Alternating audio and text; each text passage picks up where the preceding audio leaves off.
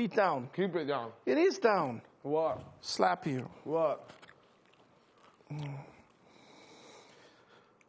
Let's talk about... What, man? What? No, man, let's sound a bit intelligent, dude. Freaking tired of this loose language crap that happens in the house. What? Let's talk about something that 16 and 25-year-olds can relate to. Let's talk about love. Okay. What is your interpretation of love? Love, I believe in love at first sight. But after love at first sight, it gets to be more in depth. You got to get more to know the person, their family, their friends, their faith, because your friends speak a million words about you, and the way you're brought up by your parents and family speak a lot about you, as well as attraction is very important because you want to be able to be attracted to them forever. I know it might not be forever, but you build that. You build that over the years where no matter what happens to your spouse, you'll love him forever. Okay, now let me ask you a question. Adel? Answer the question yourself now. What? Answer your question too. Paul, what do you think about love? I think love is an interpretation of where you are and where you're at a certain stage in your life. So, for example, if a 16-year-old says that they are in love, truly and honestly, do they really know what that means? Versus somebody who's gone through life a little harder, tougher life, maybe love to them would be a totally different interpretation.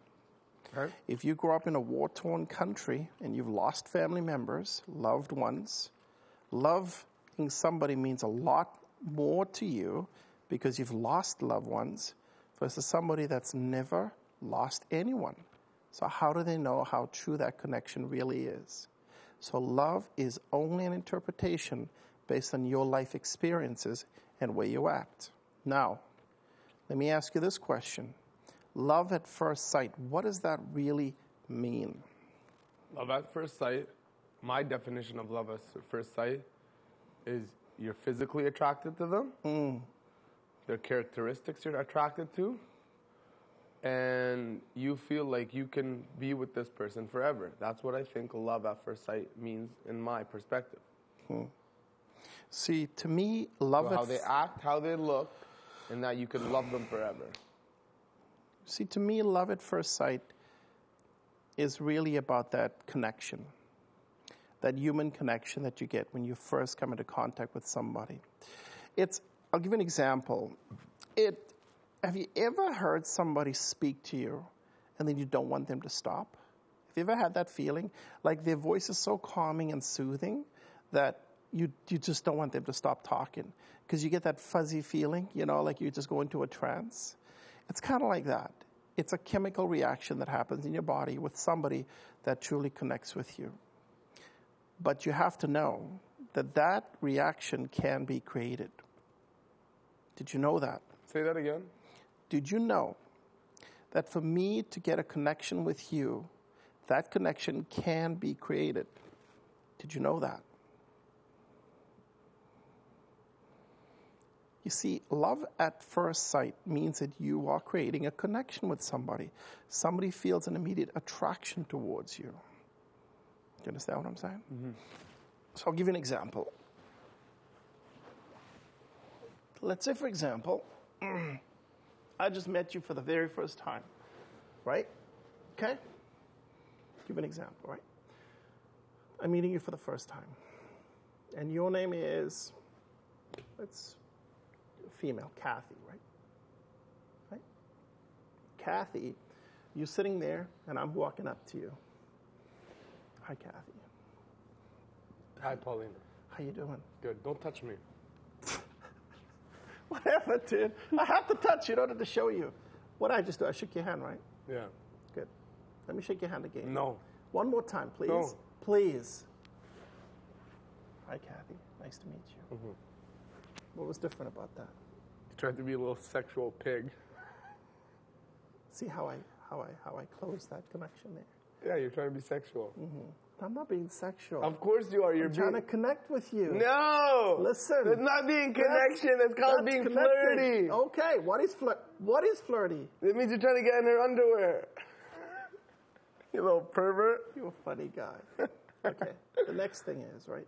Let's You say build a Kathy. connection, I think, Yeah. in very simple. With this. That's how you build a connection. This, touch. Oh. See, look, you're already getting all horned up. But you know what? That's all part of making a connection. Okay, let me put it to you this way. But that's a sexual connection. If you There's are sexual connections, mental connections. But there's all different kinds. Look at it this way, too. If you were Kathy, right? And I sat like this. So, Kathy, what's up? There's nothing there. I'm facing that way. My face is turning. But if I turn totally this way, and I'm like, hey, Kathy. You look like a little fruity cake. You know what I'm saying? I'm trying to connect. I'm trying to connect with you. Okay. But you know that it's funny because you know when I used to work in the bars, right? It's hilarious because you learn all these little tricks of meeting opposite sex, and a lot of times guys would come in the bar as a group, and they'd see a group of females, and then what they would do is they would take one person at a time to pass the females, and the crew stands behind. See who gets the connect. And see who the female turns around and looks at. Because there's always somebody that goes, ooh. And then the guys will tell them which one did it. And then you know. But those are all little tricks of the trade. But it's all creating that connection. See how you're sitting right now? You're totally into me too. I'm listening to your stupidness. No, but what I'm saying I'm is joking. that... I'm listening to no, your but philosophy. what I'm saying is that, no, it's interesting though, because love at first sight is very interesting to me because, couples always say that. Now, let me ask you another question. No, you made a lot of sense. Yeah, no, but let's continue this because I love this kind of conversations. What? You know me, I'm just a joker sometimes. That's Of course. That's what it's all about. But what? If somebody loves you, right? Yeah. If somebody truly loves you, how do you know that they love you? When they go the extra mile for you. When you're mad at them or if you're happy with them, they're always showing you that much more back.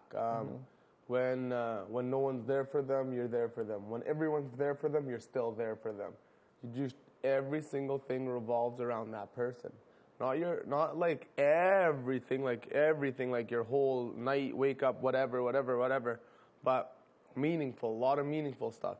And even like not ignoring that person at all because that person obviously is reaching out to you. So anytime you ignore them or act a little busy for them, well, the connection goes apart a little bit. You know what I mean? And usually if they want to be with you or want to talk to you and you're busy, well then, how busy can you really be in life? You can't take 2 minutes, 5 minutes, 10 minutes, 15 minutes, an hour to talk with them, go see them, drive a half an hour to go see them. If she only has 20 minutes, she could see you. Just taking that extra mile. Now let me ask you, if I give you, there's actually different ways of loving somebody. There's 5 different kinds. Right? Nice. So I'm going to give you, because this is